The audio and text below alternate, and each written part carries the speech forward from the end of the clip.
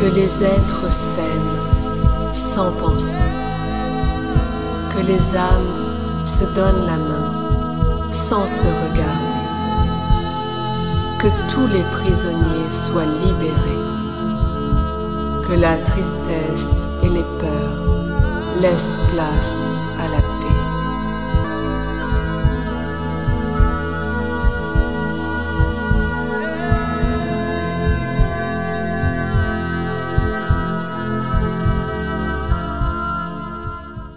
Bonjour à tous, bonjour Nathalie. Salut Franck. Alors, on se retrouve aujourd'hui pour une petite discussion dans la suite d'une exploration que nous avons effectuée, que tu as faite toi, parce que moi j'étais l'opérateur. À partir, alors ce qui était à l'origine de cet explo, c'est que tu avais des ressentis particuliers, que tu voulais aller voir ce qui suscitait chez toi ces ressentis. Donc, je t'ai mis en état modifié de conscience, et à partir de là, tu es parti donc chercher l'information et tu as directement connecté sur la Terre, sur l'élévation des fréquences de la Terre. Et donc tu es parti dans cette exploration au niveau du centre de la Terre où tu as perçu différentes choses. Je suis arrivée directement sur le centre de la Terre. Oui, tout à fait. Alors au cours de cette, tu as abordé beaucoup d'informations dans cette exploration en relation donc avec cette élévation. Et tu vas décrire un tas de procédés, de processus que tu remarques au cours de cette exploration. Euh, pourquoi? Pourquoi est-ce qu'on se retrouve aujourd'hui à devoir en discuter? C'est que même pour moi, sur le moment, ces informations que tu donnais, j'avais du mal en fait j'avais du mal en fait avec ces informations. J'avais du mal à me représenter ce que tu percevais. Donc j'étais un petit peu dubitatif. Donc, à la suite de ça, tu m'as envoyé sur différents articles que tu avais trouvés dans la suite de cette exploration. Parce qu'il faut savoir que euh, souvent, quand on a des informations comme ça qui arrivent dans les séances, et c'est tout l'intérêt d'ailleurs de faire ces enquêtes, on a des bribes d'informations, des informations qu'on a du mal à comprendre, qu'on ne connaît pas, et en fait, on va rechercher. Si on trouve des traces, des informations, des données qui correspondent à ce qui a été perçu pendant ces séances. Et en l'occurrence, là, dans cette exploration, en ce qui concerne le nucléaire. Donc, toi, tu décris, en un premier temps, une technologie plutôt type non humaine, on va dire, là, présente depuis avant l'être humain, et qui aurait une capacité à désamorcer, à neutraliser les armes nucléaires à partir d'une technologie qui utiliserait un rayon qui serait amplifié par le noyau de la Terre, qui viendrait se répartir donc jusque la surface et qui viendrait neutraliser les armes nucléaires. Alors, il y a même une abonnée de la chaîne qui a commenté cette information en disant, mais c'est absurde, une technologie qui permettrait à un plan terrestre d'aller détruire. Oui, oui, alors j'étais effectivement, on peut être exactement dans ce même questionnement, et je suis tout à fait, et je la remercie d'avoir posé cette question sur ta chaîne.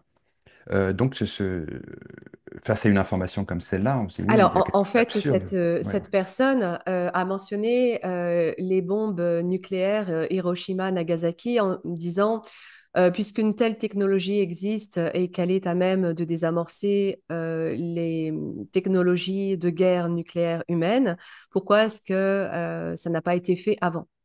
Et effectivement, cette question est très pertinente Mais et je oui, comprends tout à fait qu'elle puisse se la poser parce que ça paraît tellement injuste. Et ma réponse, ma première réponse en tout cas, a été de lui dire, déjà, je capte des informations, je les transmets. Je n'ai pas de réponse à tout ni de vérité. Lorsque je reçois ces informations, je ne peux pas dire qu'il s'agit d'une vérité absolue. Et on ne sait pas tout et il y a toujours une raison aussi, une bonne raison à ce qu'il se passe, même si ça peut paraître totalement injuste. Ce que j'ai pu ressentir lorsque je me suis connectée à cette question dans les secondes qui ont suivi, c'est que cela demandait une conjoncture suffisante pour pouvoir se manifester et intervenir sur ces engins nucléaires humains tels que ça peut se passer aujourd'hui. Je n'en sais pas plus, je n'ai pas Oui, approfondi la question en connexion. Je sais qu'à l'époque, il manquait quelque chose. En tout cas, ça n'a pas été possible. Et sans doute que si ça a été possible, ça a diminué malgré tout ce qui aurait pu être peut-être encore plus catastrophique. C'est tout ce que alors, je peux dire pour le si... moment.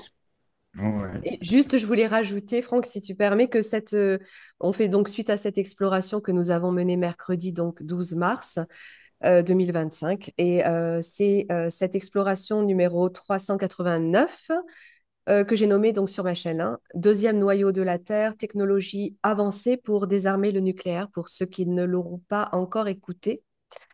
Voilà, et effectivement, juste après cette exploration, j'ai été faire quelques petites recherches et j'ai trouvé des liens assez plus qu'intéressants, tu vas pouvoir en parler. Juste dire qu'avant cette exploration, je t'ai demandé de m'emmener parce que je suis restée plus de 3 heures en méditation. Euh, et c'était une méditation particulière parce que pendant cette méditation, j'avais pas d'informations précises. En revanche, je ressentais comme une intégration, comme une diffusion d'informations tellement euh, ample et diverse que je me suis allée presque à m'endormir pour laisser faire le processus. Et j'ai senti que pendant ce processus, il y avait une forte élévation de fréquence, une vibration dans tout le corps, une très très bonne énergie qui pouvait passer. Et à la suite de ça, je t'ai appelé, je t'ai dit, il faudrait que tu m'emmènes en enquête. On verra si tu as un sujet à me donner ou si je tombe sur un sujet moi-même en étant induite à l'état modifié de conscience, à l'hypnose. Mais je sens qu'à partir d'un sujet, je pourrais avoir des informations importantes. Voilà. Et donc, tu m'as emmené et j'ai atterri tout de suite au centre de la Terre et s'ensuit les informations que j'ai communiquées. Oui, oui, oui. Alors, moi, je voulais dire quelque chose par rapport à cette relation entre les bombes nucléaires. Donc, c'est cette technologie, puisqu'on est parti hein, de cette technologie. Pourquoi? Euh, alors, à ce moment-là, on n'a pas empêché les bombes nucléaires d'exploser. Euh, Ce qu'on sait, c'est que c'est depuis l'utilisation de ces bombes nucléaires qu'il y a eu une prolifération d'extraterrestres qui se sont manifestés sur Terre à la suite de cette utilisation de l'arme nucléaire. Il faut savoir que le nucléaire, on s'en sert sur Terre pour faire des centrales et faire des armes, alors qu'à d'autres niveaux, euh, pour eux, c'est complètement... c'est comme si on jouait avec le feu en permanence. En fait, on se sert du nucléaire pour faire bouillir de l'eau, pour faire de l'électricité. Et pour eux, c'est complètement délirant qu'on utilise un matériau aussi dangereux que celui-là, les armes nucléaires. Enfin, et donc le lendemain, tu m'as envoyé des liens sur différents articles qui évoquaient ce que tu avais décrit dans cet explo, sans savoir de quoi tu parlais. Là, je parle de cette technologie extraterrestre que tu évoques. Alors, tu l'évoques à plusieurs moments, notamment autour de la 14e minute, 21e minute et 31e minute. Tu parles de cette technologie et de comment elle fonctionnerait. Donc, tu parles d'un rayon lumineux, tu parles d'une lumière pure qui viendrait empêcher, neutraliser les armes nucléaires. Voilà. C'est Eh ça. bien, il se trouve, ça paraît vraiment bizarre, mais donc dans cet article relate une discussion, une mise au point entre plusieurs physiciens de Harvard. C'était des Japonais, une équipe japonaise qui sont des doctorants en sciences appliquées, sciences physiques appliquées, et donc qui ont cogité sur la mise au point d'un système de neutralisation des armes nucléaires à grande échelle. Alors, et voilà. Donc ils y ont réfléchi à partir du nucléaire. Et ils ont conçu qu'à partir d'un faisceau de neutrinos d'une certaine intensité, on pouvait, comment dire, gâcher déjà en un premier temps une explosion nucléaire. C'est-à-dire qu'ils décrivent un processus dans lequel, en fait, ce faisceau de neutrinos vient activer, bien sûr, sur le plan quantique atomique, tout un tas de particules qui vont détruire le système d'explosion. Mais là où ils en étaient, en tout cas dans leurs travaux, ils étaient à 3%. C'est-à-dire qu'ils arrivaient à, théoriquement, à éteindre les explosions atomiques au-delà de 3% de leur explosion initiale. Donc, ce qui réduisait énormément euh, euh, la puissance de destruction de ces armes. Donc voilà. Donc c'est comme cette information qui semble complètement délirante, euh, euh, eh bien, trouve une résonance dans des données issues d'études qui ont été faites par des théoriciens, enfin, des physiciens qui ne sont pas n'importe quel physicien non plus. Celui qui est à la tête de cette étude, qui s'appelle Sugarawa, il a aussi un phénomène en physique qui porte son nom. Donc, pour dire que c'est quand même des gens qui sont très pointus et qui ont pu élaborer ce genre de système. Donc, on est en capacité de se dire, à partir déjà de cette donnée, que sur Terre, des scientifiques ont déjà commencé à penser, à élaborer une telle technologie, que pour des êtres qui sont avancés sur nous, ils la possèdent déjà. Et au cours d'autres recherches qu'on a pu faire, on est tombé sur plusieurs émissions sur Inexploré TV et je ne sais plus quel site, sur des vidéos Ah oui, qui évoquent euh, les situations à Tchernobyl et à Fukushima. Il y a eu des observations, notamment à Tchernobyl, d'ovnis survolant le réacteur avec un rayon de lumière sortant de l'appareil venant frapper le cœur du réacteur en fusion. Bon, d'après les rapports qui auraient été faits concernant le cœur en fusion du réacteur de Tchernobyl, il aurait dû exploser. Il aurait dû y avoir une déflagration très très importante qui aurait dû se produire. Un, étant donné le contenu, enfin l'uranium contenu dans ce réacteur. Deux, pour Fukushima, pareil, un ovni a été perçu au-dessus du site et on ne peut pas expliquer comment le réacteur de Fukushima s'est arrêté. Voilà, avec ces données-là, on, on- on sait bien qu'il y a un intérêt de toute façon des extraterrestres concernant le nucléaire sur Terre, notamment depuis les années 40, puisque toutes les apparitions OVNI ont été corrélées aussi à cette manifestation de la bombe atomique sur Terre. Donc, ce qui semble absurde dans un premier temps a trouvé ici des résonances qui viennent nous amener à nous dire qu'il y a derrière cette information quelque chose de réel, en tout cas conçu quelque part. Alors que toi, tu es parti de cette sensation que tu avais pour aller cueillir cette information, euh, voilà, qui semblait vraiment étrange, mais mm. il s'avère, au gré des recherches faites après, Que c'est quelque euh, chose qui existe, voilà, qui existe. qui est Et à ça, l'état d'étude, d'élaboration, mais qui est déjà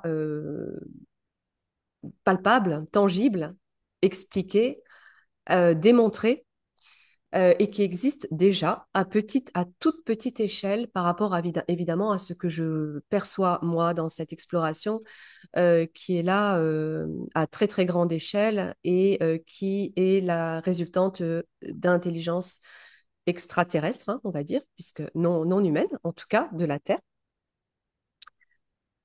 Et donc, je mm, voulais revenir sur la suite, oui, de cette exploration où effectivement j'ai été faire ces quelques recherches parce que tu étais, tu exprimais au cours de cette enquête que tu comprenais rien et que tu n'avais pas cette connaissance. Et je me suis dit, bon, effectivement, ça paraît quand même, c'est très spécial. Moi non plus, je suis pas scientifique, je connais rien de ce que je viens d'expliquer ou très très peu.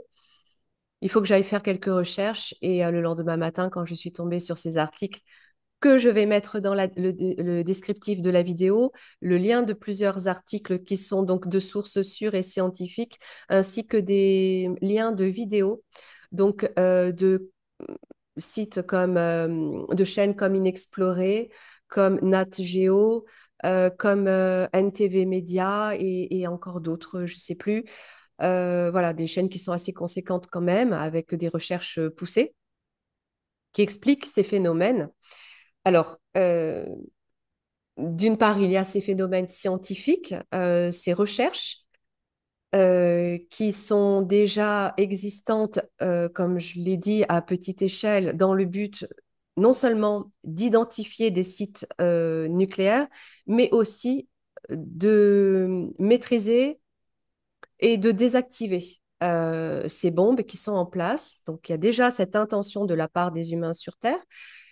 Et la façon dont c'est expliqué, donc tu pourras lire quelques exemples, Franck, peut-être après de ces articles, c'est pratiquement exactement ce que je décris moi dans cette exploration, alors que j'en avais absolument pas connaissance, d'une part.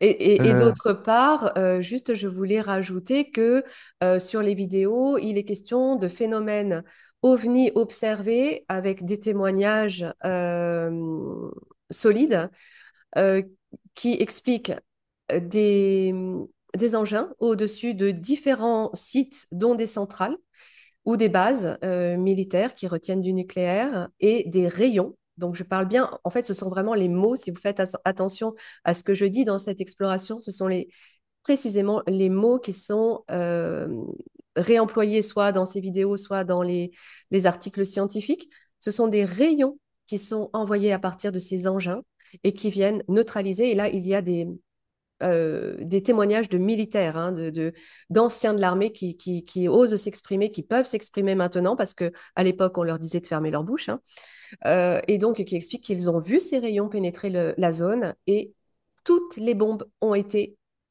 comment on dit, désactivées, désamorcées. Elles ne pouvaient plus fonctionner. Et ça, c'est exactement ce que j'explique dans cette enquête. Tout ça pour dire que les informations que je perçois, d'où qu'elles viennent, j'appelle ça le champ universel informationnel, ou d'une part de moi-même, ou d'être de qui je peux être très proche. Je ressens quand même une connexion particulière aussi à des intelligences, hein, on va dire. D'où que cette information puisse venir, euh, il y a une pertinence, quelque chose euh, qui se vérifie.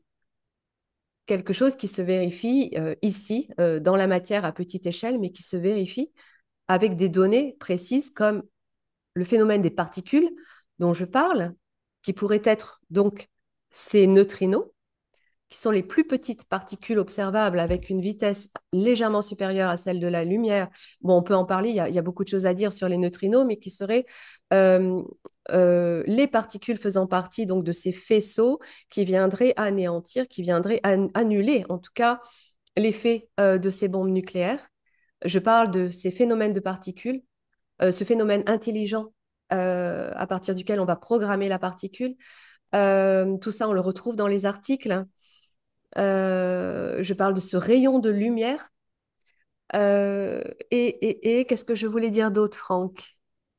À part les neutrinos, oh, il y a tellement de choses à dire par rapport à ce que je décris et de ce qu'on a retrouvé dans les articles. Je te laisse poursuivre.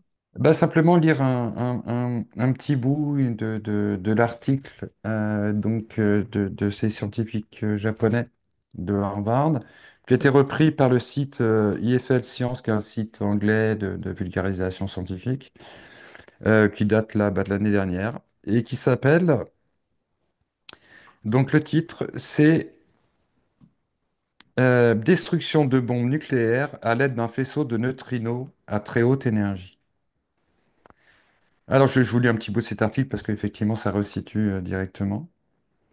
Euh, Depuis la création des armes nucléaires, nous vivons dans un monde où la guerre totale pourrait détruire l'humanité à plusieurs reprises. Des études ont montré qu'une centaine d'ogives nucléaires suffirait à plonger le monde dans un hiver nucléaire, susceptible de faire jusqu'à 1 milliard de victimes. Et en 2023, nous possédions environ 12 500 ogives nucléaires. Mais que se passerait-il s'il existait un moyen de trouver ces armes et de les détruire à distance sans que personne ne sache ce qui se passe? C'est le scénario futuriste décrit par un article intitulé de manière assez dramatique Destruction de bombes nucléaires à l'aide d'un faisceau de neutrinos à très haute énergie. Donc les scientifiques, notre idée de base est d'utiliser un faisceau de neutrinos à très haute énergie qui pénètre la Terre et interagit à quelques mètres seulement d'une arme nucléaire potentiellement dissimulée, explique donc l'équipe de chercheurs. L'énergie appropriée se situe autour de 1000 TeV. C'est l'énergie à laquelle le libre parcours moyen des neutrinos devient approximativement égal au diamètre de la Terre.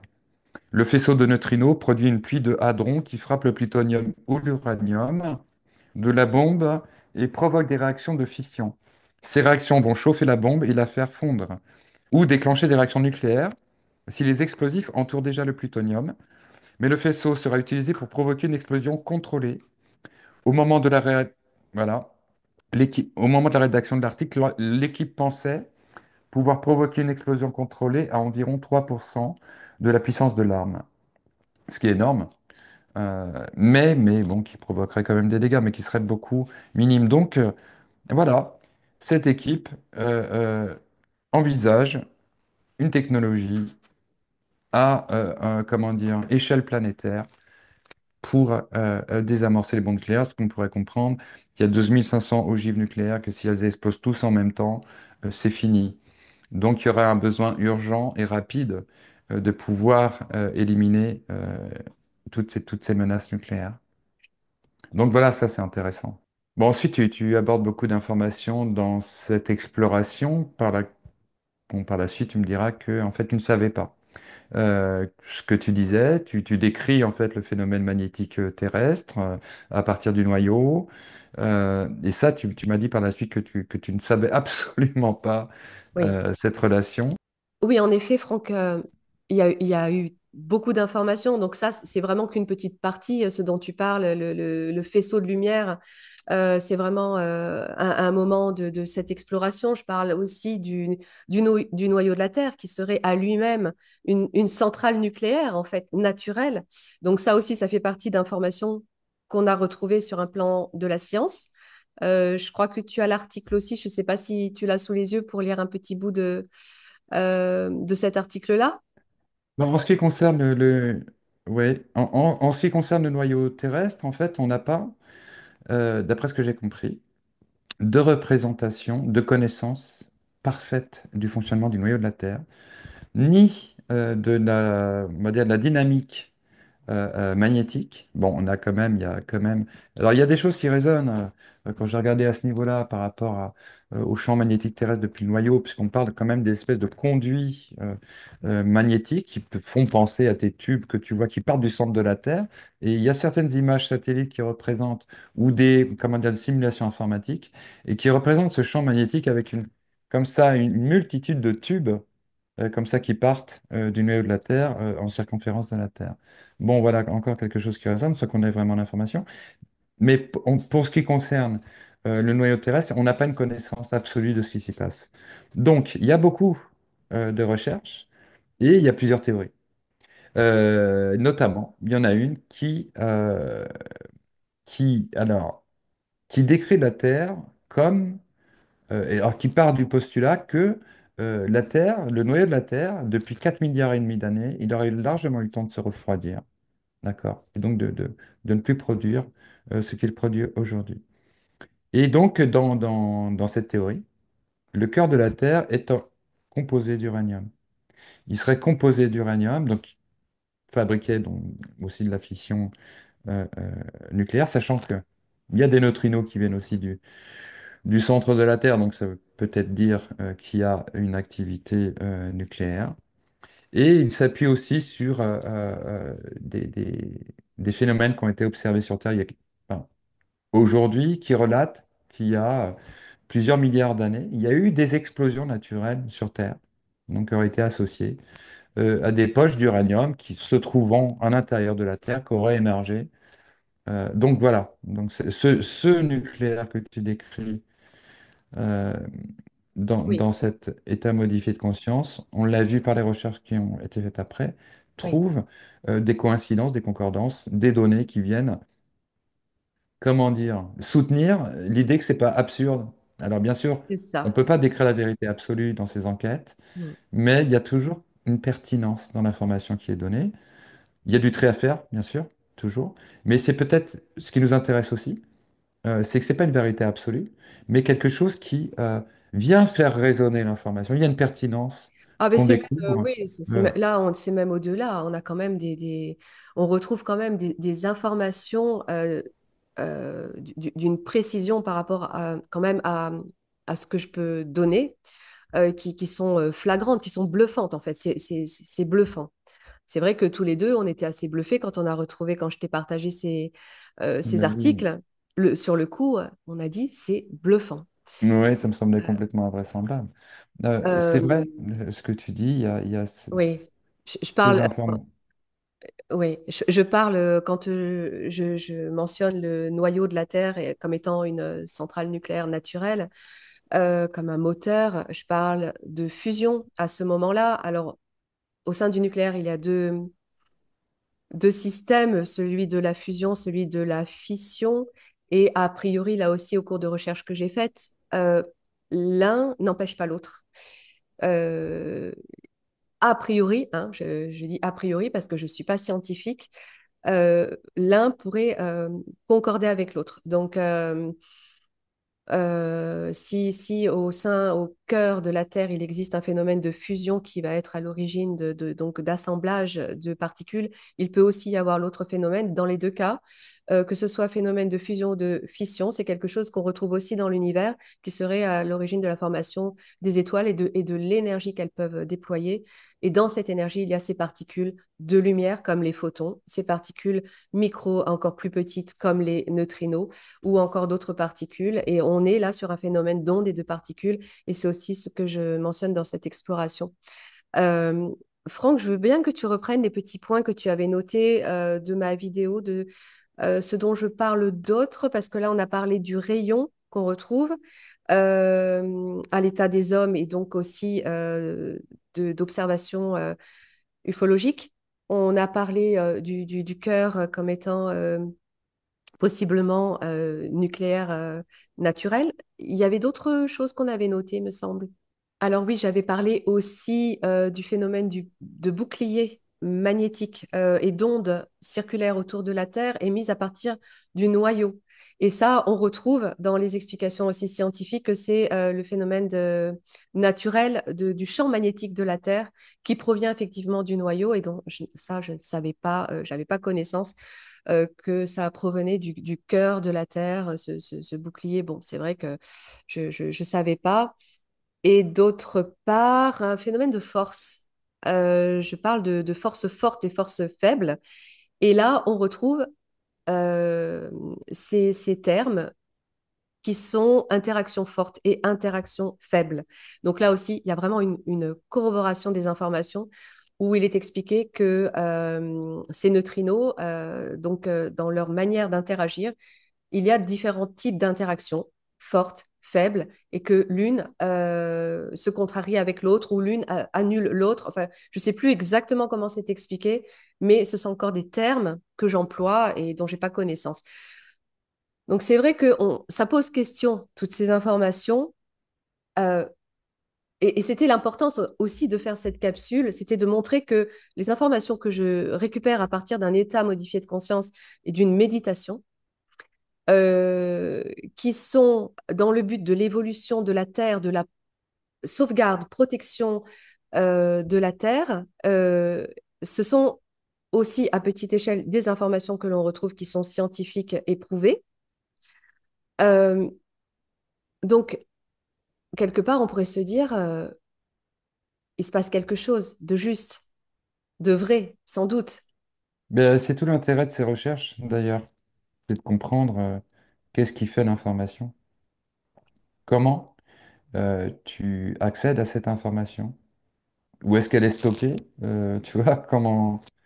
comment cette information vit, circule et comment ça se fait que toi, à partir d'un état modifié de conscience, en partant de ton propre ressenti, tu vois, pour aller questionner ton ressenti, bon, tu te retrouves au cœur de la Terre avec cette représentation d'une technologie antinucléaire, euh, Oui. avec du coup toutes ces concordances entre ce que tu perçois, qui me semble absurde sur le moment, d'ailleurs, on le répète, hein, et qui va trouver une résonance dans des choses existantes. Euh, bon. Oui, ça questionne sur comment on accède à cette information. Et ça nous fascine. Moi, ça me fascine bon, beaucoup avec toi parce que depuis que je t'ai rencontré, j'ai beaucoup assisté spontanément à ce genre de manifestation de l'information. Dans des différentes situations, moi, j'ai pu t'observer en train de photographier une comète. Et puis, tu étais tellement heureuse d'avoir pu photographier cette comète que tu avais remercié le cosmos. Juste, je Et précise que ensuite, c'était NeoWise. c'était NeoWise. Wise, C'était NeoWise. en Juste dans 2020. la suite, ouais. Et juste dans la suite de ça, tu avais eu groupe de Poincaré. Et donc, on avait cherché, on avait En fait une recherche. méditation, j'avais eu ce Et terme. on était tombé sur effectivement le théorème du groupe de Poincaré, qui est un théorème spécialement dédié à l'étude des paraboles, des parcours des comètes. Voilà, quoi. Donc ça, c'est tombé du ciel. C'est le cas de le Directement, ça. dire. Une autre fois où tu avais sorti une formule chimique précise et j'avais été recherchée, elle était vraie. Elle correspondait Mm. à la transférase, enfin, au niveau biologique de comment on transforme les, les- les différents matériaux en énergie. Ça avait un lien Bon, voilà, au cristal des aussi, au trucs cristaux. comme ça. Et c'est vrai que Euh, ça questionne. oui, Ok, parce il que y a c'est vrai cette on méthode. s'est connus tous les deux à mes débuts de connexion, de réception d'informations. Et si on veut revenir juste 2 minutes là-dessus, c'était vraiment le tout début de mes méditations. Et j'avais l'habitude, entre guillemets, de recevoir des informations. J'avais noté quelques petits éléments, quelques thèmes là-dessus, parce que c'est vrai que ça s'est quand même poursuivi au fil des quelques années, parce que ça a commencé vraiment, vraiment fortement en 2019-2020. J'avais eu des informations alors que je n'y connaissais rien. Hmm. En termes de science, je n'ai été qu'en première S et ensuite j'ai poursuivi sur autre chose parce que j'ai été dégoûtée des cours, hormis les maths. Donc j'ai vraiment pratiquement rien comme connaissance Hmm. scientifique. Et j'avais atterri sur des informations sur les ondes gravitationnelles, sur les boucles spatio-temporelles, sur les photons. Je ne savais pas du tout ce qu'était un photon. Le fonctionnement de la glande pinéale appelée épiphyse, terme que Hmm. j'avais eu en captant l'information. Épiphyse, qu'est-ce que l'épiphyse? Je cherche cette glande qui correspond à la glande pinéale dans le cerveau. Je n'en avais jamais entendu parler. Je connaissais l'hypophyse. En tout cas, c'était un terme que j'avais entendu, mais pas l'épiphyse. Euh, J'avais eu des informations sur le noyau de Jupiter. J'étais allée vérifier aussi. Comme quoi il périclitait, il était en Hmm. Oui, je désintegration. me Enfin, souviens. c'était confirmé. Sur la mémoire des cristaux, la mémoire qui est contenue dans les cristaux, dans tous les minéraux, partout dans l'univers. Des infos sur les multivers, la distorsion de l'espace-temps, euh, la grille en perpétuel changement, grille terrestre, sur les modifications de notre ADN, sur la conjoncture lumière-espace-temps, sur l'onde pilote informationnelle, l'importance de l'eau, de l'énergie du soin, sur l'intrication quantique, la toile cosmique, le substrat de l'univers, j'avais entendu ce terme qui correspond à l'éther, et enfin la fusion électromagnétique qui m'avait renvoyé à l'expérience de David Adair sur la zone 51, qui était Ouais, une c'est fou. personne qui travaillait sur les moteurs Ouais, de... ouais, c'est fou. C'est bon, on ne sait pas ce qu'il y a derrière. C'est vrai, Je sens une fibre scientifique quelque part ailleurs qui qui me correspond sans doute, je ce le serait sens. toi. Ce serait toi à un autre niveau. Et je sens aussi une connexion au-delà de moi avec comme une communication avec d'autres êtres. Et il y a quelque chose qui me dit que jusqu'à présent, je ne prenais pas assez au sérieux ces informations que je pouvais recevoir, peut-être encore un peu trop dans le doute, et donc ça ne laissait pas suffisamment place à l'information de cette interaction que je peux avoir avec d'autres intelligences, et je sens que c'est quelque chose va m'être qui va m'être donné, qui va m'être plus communiqué là dans les temps à venir. J'ai eu ce déclic en tout cas hier. Et puis, bah, ce matin, je me suis réveillée à l'intérieur d'un orbe Ah plasmique oui, tu m'as dit, oui. aussi, où Oui. j'étais tellement bien. Et Bonjour monsieur, bonjour madame. ouais, voilà. Donc, oui, bon, ça fait partie ça fait partie de moi, ça fait partie de mes connexions. Et c'était important de pouvoir faire cette petite suivi, petite un peu longue peut-être, mais pour expliquer que quand je transmets, quand je partage une exploration, quand on partage, tout le collectif de l'hypnose. C'est intéressant, on écoute, on se dit, tiens, cette information, ouais, elle résonne pour moi, elle est pertinente, mais on va pas chercher plus loin. Mais quand on va chercher plus loin, il y a des choses qui sont vraiment, vraiment bluffantes. Euh, pour moi, ce sont quand même des preuves d'une vraie télépathie et d'une vraie connaissance qu'on a d'un ailleurs et surtout d'une information qui nous dit que la Terre est entre de bonnes mains aussi. Oui, bah, tiens, ça va nous permettre de conclure sur les armes nucléaires, Mm. l'intervention des extraterrestres par rapport aux armes nucléaires. Depuis des années, bon, on sait bien qu'ils sont là depuis le début, que tout est suivi, surveillé, tout le nucléaire humain est complètement surveillé de A à Z. Et que depuis les années 60, notamment, ça a été remarqué dans les bases américaines, euh, ils ne peuvent plus allumer leurs ogives nucléaires. Oui, Donc, c'est ce qu'on disait tout une à guerre l'heure. nucléaire, on n'y croit pas. Ils peuvent en parler et menacer. On sait très bien que de toute façon effective, ça n'existera pas. Ils seront systématiquement contrés. Alors après, il y a différentes façons d'utiliser les armes nucléaires. Il y a effectivement les explosions nucléaires, mais il y a aussi ce qu'on appelle les armes sales. C'est-à-dire que ce sont des armes qui sont fabriquées avec des résidus, des déchets Déchets? Ouais, d'uranium. ouais, Voilà, donc ce n'est pas des explosions, mais elles vont polluer la Terre, elles vont polluer les êtres, Bon, ouais. voilà, c'est une autre façon d'utiliser. Mais bon, ce n'est pas des explosions nucléaires en soi. Donc ça, on le sait. Et bon, le plateau d'Albion aussi en France, hein, il y a eu des témoignages de militaires dans les années 80 qui expliquaient que systématiquement les silos étaient fermés par des entités extraterrestres, des vaisseaux. Qu'est-ce que je voulais dire de plus Mm. par rapport à Il y ça? a Est-ce qu'il y avait beaucoup. quelque chose à rajouter?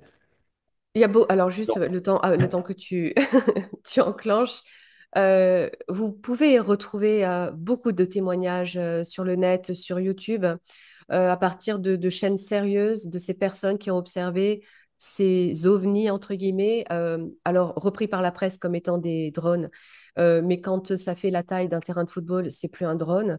Lorsque ça envoie un rayon de lumière ultra puissant, que ça vient éteindre les armes nucléaires, c'est plus ni un drone, ni un avion, ni quoi que ce soit, parce que le GEPAN aussi est allé raconter que à partir d'un triangle gigantesque, oh, c'était juste un avion qui passait, bien sûr, hein.